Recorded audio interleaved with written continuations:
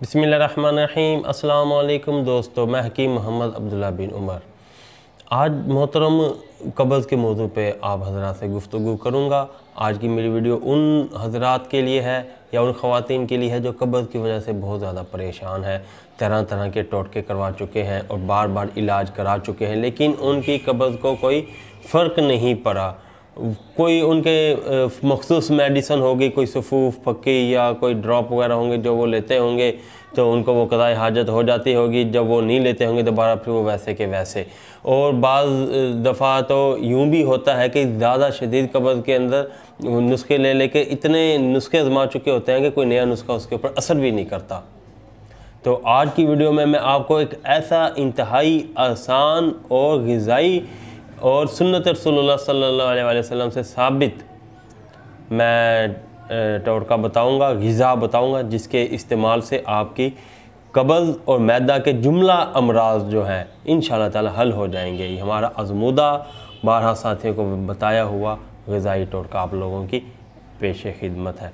गुजारिश करूँगा कि मेरे चैनल को फ़ौरी सब्सक्राइब कर दें और बेल आइकन को क्लिक कर दें, इसलिए कि मेरी तमाम वीडियोज़ आपको मिलती रहें।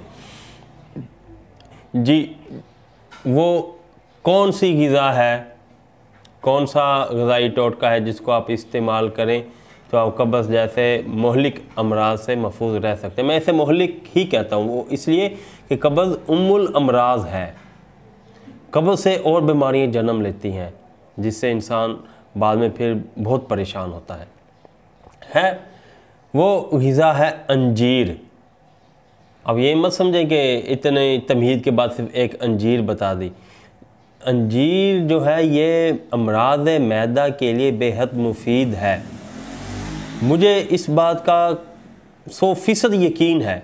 जो लोग दायमी कब्ज़ का शिकार हैं या जिनकी कब्ज़ के मर्ज़ से उन्हें शिफा नहीं हो रही और वो अभी तक पेट के मुख्तलिफ बीमारियों से वाबस्ता हैं, उन्होंने अंजीर का इस्तेमाल नहीं किया। अगर उन्होंने अंजीर का इस्तेमाल किया होता तो आज उनको कब्ज़ ना होती। आप अंजीर खाएं और 1-2 दाने ना खाएं, 50 ग्राम 100 ग्राम तक खा लें और रात को सोते हुए ना खाएं। उस वक्त खाएं जब खाना खाए 3 घंटे गुजर चुके हों। खाना खाया 3 घंटे गुजर चुके, उसके बाद आप अंजीर खाएं। हमने तो अपने मरीज़ों को एक एक पाव भी अंजीर मुसलसल एक ही वक्त में इस्तेमाल कराई है। अल्हम्दुलिल्लाह उन्हें शिफा हुई है।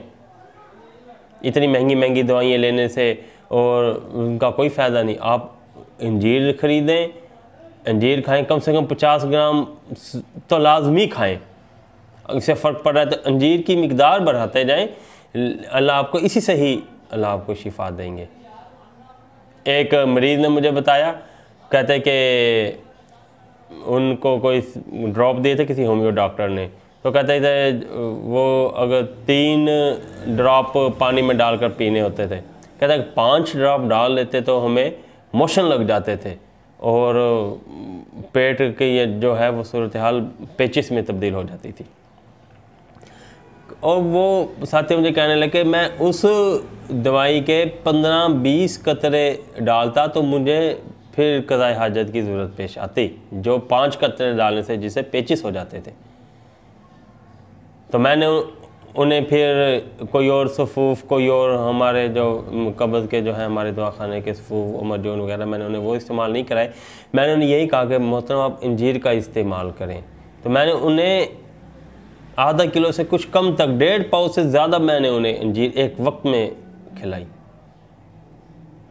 अल्हम्दुलिल्लाह अब उनकी कब्ज़ भी बिल्कुल ठीक है और वो ऐसे किसी मसाइल का भी शिकार नहीं है।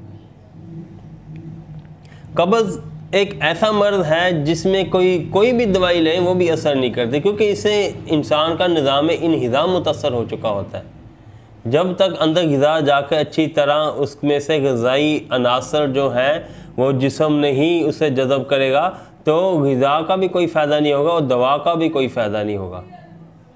फिर हम कहते हैं जी हम इतनी खुराक खाते हैं, हमें फ़र्क नहीं पड़ रहा, हमारी सेहत अच्छी नहीं हो रही, मैंने इतनी महंगी दवाई ली, फ़लाँ हकीम साहब ने मुझे फ़लाँ सफ़ूफ भेजा, मर्दाना ताकत का, शुगर का या ब्लड प्रेशर किसी भी चीज़ का।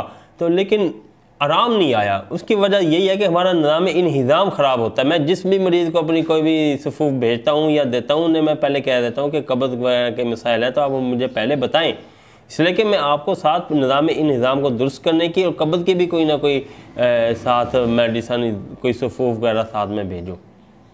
तो बहरहाल आप अंजीर का इस्तेमाल करें। हत्ता कि बवासीर के जो मरीज़ हैं मैं उन्हें भी यही रिकमेंड करता हूँ कि वो भी अंजीर का इस्तेमाल करें और बाकायदा इस्तेमाल करें। ये नहीं 3 दिन 4 दिन इस्तेमाल करके छोड़ दें, नहीं, जब तक शिफा ना हो जाए आप इस्तेमाल करें। यकीन के साथ इस्तेमाल करें कि ये सुन्नत चीज़ है और इसके अंदर अल्लाह ने हमारे लिए शिफा रखी है, मैं इसे ऐसे ही इस्तेमाल करूँगा। इंशाअल्लाह ताला आपके ना सिर्फ मैदे के जो कब्ज़ का मसला है वो दूर हो जाएगा, मैदे से जो रीह का मसला है, रीह खुरूज रीह में जो प्रॉब्लम है, रीह भी खारिज होना शुरू हो जाएगी और तबखीर मैदा का भी मसला आपका कंट्रोल होगा और आंतों की जो खुश्की है वो भी इंशाअल्लाह ताला इससे ख़त्म होगी। इंशाअल्लाह आप उम्मीद रखता हूँ आप इसे आजमाएं, फिर मुझे कमेंट में आप मुझे फ़ीडबैक ज़रूर दिया करें। मेरा व्हाट्सएप भी होता है आप हज़रात के पास, और मुझे फ़ीडबैक ज़रूर दिया करें, इसलिए कि मुझे पता हो कि आपने जो हमारा नुस्खा इस्तेमाल किया उससे आपको कितना फ़ायदा हासिल हुआ है। मैं आपसे इजाज़त चाहूँगा, जाते हुए अपना पैगाम, खालिस और कुदरती छोटी और बड़ी मक्खी का शहद मनी बैग गारंटी के साथ पूरे पाकिस्तान में कैश ऑन डिलीवरी की सहूलत के साथ मौजूद है। मंगवाने के लिए आप हमसे रब्ता कर सकते हैं, मोबाइल नंबर स्क्रीन में और डिस्क्रिप्शन पे भी मौजूद है। मेरी वीडियो अच्छी लगी हो तो वीडियो को फौरी लाइक कर दें, चैनल को सब्सक्राइब करें और बेल आइकन को भी क्लिक कर दें। अगली वीडियो तक के लिए इजाज़त दें। अल्लाह हाफिज़।